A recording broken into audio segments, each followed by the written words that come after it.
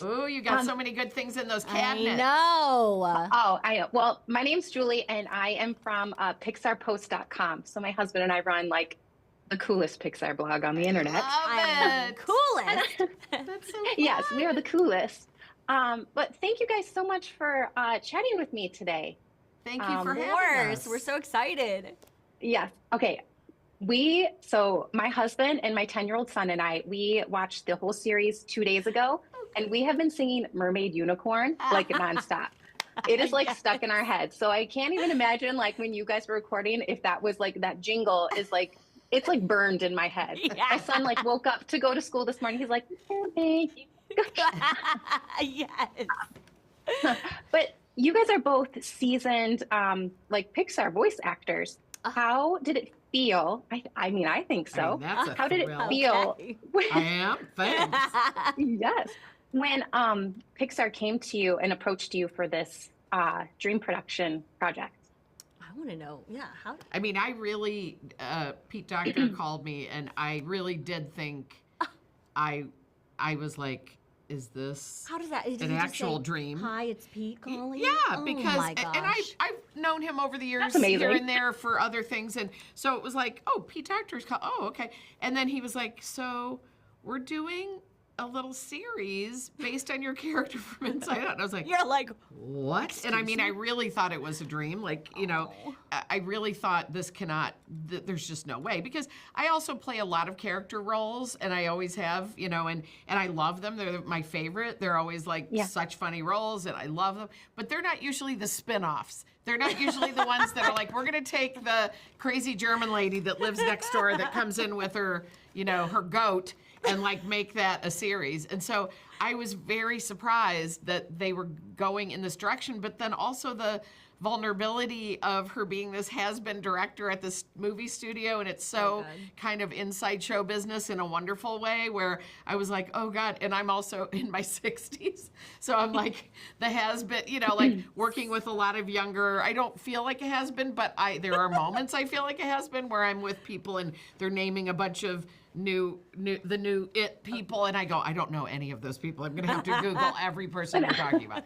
So I was so thrilled and grateful, and then it was such a beautiful, long, like typical of animation process of like of working it like a piece of clay, you know, just figuring out what the story was. It's really great. I love that. Yeah, I mean, similar. I feel like both times I've done something for Pixar, it's always been so nonchalant to where you're like, did I hear that right? Or like the first time for Toy Story, it was like, so they want you to be in this movie. I'm like, they're like, oh, Toy Story 4. I'm like, excuse me? Wait, like what? And then this one, Jonas Rivera, who was at Pixar and an amazing human and friend, just sent a casual email like, I think we have something for you. Oh and, my God. And I'm just like, are you guys serious? Like, do you know who you are and how you affect people?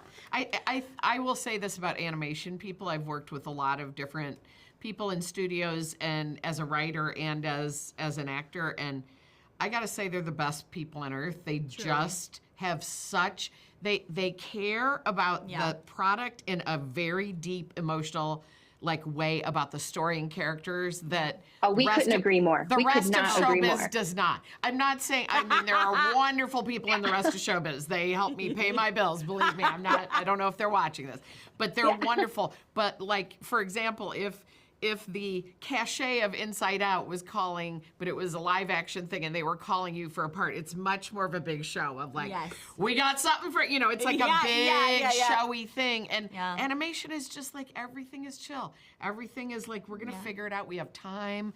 The process, we have time to not panic. It's not chaotic. And I love the vibe of it. Yeah. And like, with the animation, because this is a series, this is a 4-episode series with different directors. When you guys recorded, did you meet with every different director of each different episode, or did you guys just basically? We did record with different directors for sure, and but it didn't feel chaotic in any way. Like when you're in an episode of a series on television where you're doing live action and there's like a different director every week, and you you're meet like them right as you're about to right film. as you're shooting nice the first scene, and you're like, okay, we gotta get another vibe going with this new director.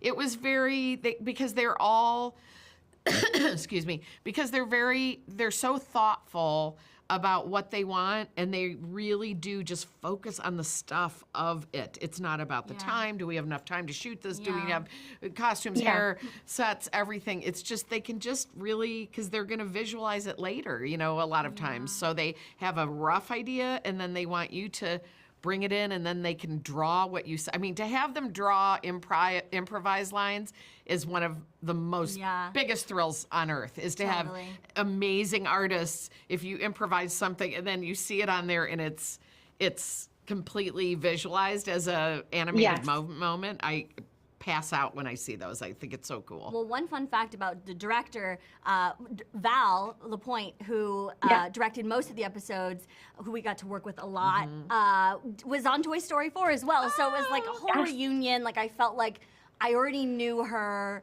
energy, her vibe. I knew exactly like how she thinks. And so, like you were saying, it's so fun. Everyone at Pixar, they're so dropped in. You know, they're living, they're breathing this world. Like, and that is so fun to be able to share that with them and be part of it. Love that. Well, I have to wrap up, but I did want to end with this. Is there any moment from this series when you guys were working on it that you would want to relive in a dream? Oh, relive in a dream. Canadian boyfriend. I want to have a Canadian boyfriend dream. What else? I think I would probably want to relive the feeling that Paula does when she looks and all her crew is there and they're like, we're here, let's do this thing. And they're, you know, that kind of camaraderie that, you know, I came from Saturday Night Live, and that's everything about Saturday Night Live is that.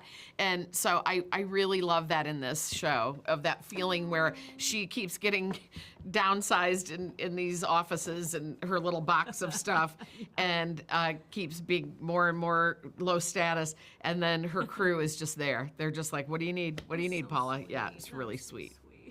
Awesome. Thank you guys so much. Thank I you. mean, I really appreciate your time, and you guys were phenomenal. Nice to Your meet voice you. work together, Thank so you. great. Thank you so much for your time. Bye.